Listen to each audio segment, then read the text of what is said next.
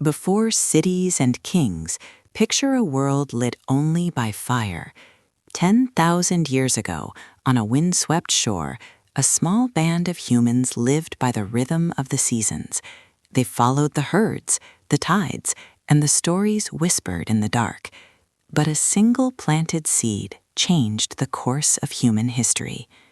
Along the fertile banks of the Nile, the Tigris, and the Indus, farming took root, encouraging us to stay. The harvest promised security, and surplus gave rise to new ways of life.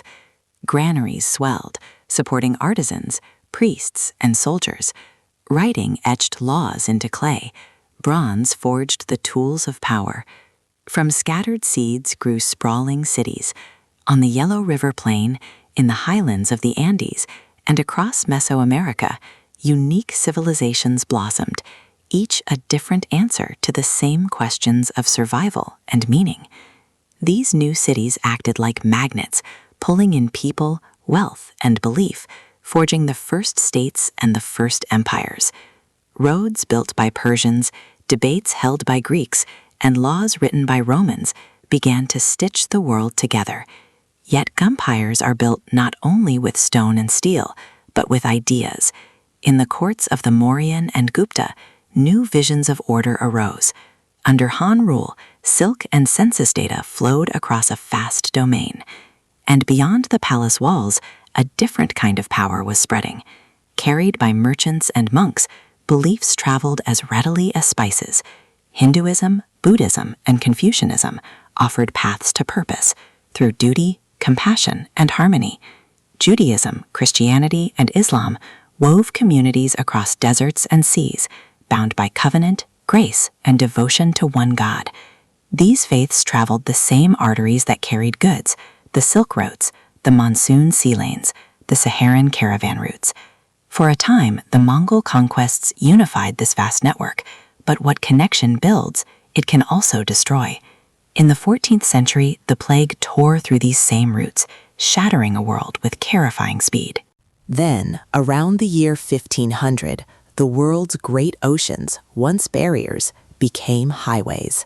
On the docks of Iberia, whispers of silver and spice became bold plans to sail into the unknown. These voyages fused separate worlds into a single, turbulent global system. The Columbian Exchange moved corn and potatoes, but also smallpox and sugar, reshaping landscapes and lives. The brutal machinery of Atlantic slavery chained millions, building fortunes on a foundation of human grief. Peoples long separated met, and from this violent, world-altering contact, new questions arose. How does nature work? Who has the right to rule? These questions ignited revolutions.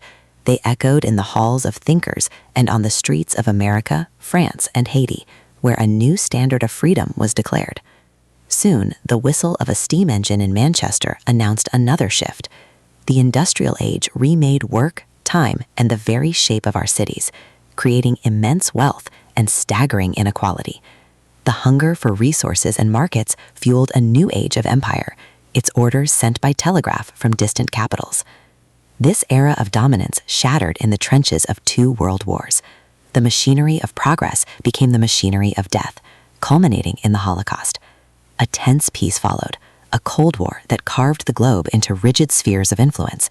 Yet from the shadows of empire, new nations rose, and on city streets, a generation marched for civil rights, demanding a dignity long denied. Finally, late in the century, a message leaped across an ocean in an instant. Digital networks and globalization have bound our economies and our lives ever more tightly. In an age of artificial intelligence and a warming planet, we are more connected and more vulnerable than ever before. The choices we make now in this networked world will write the next chapter of our shared story.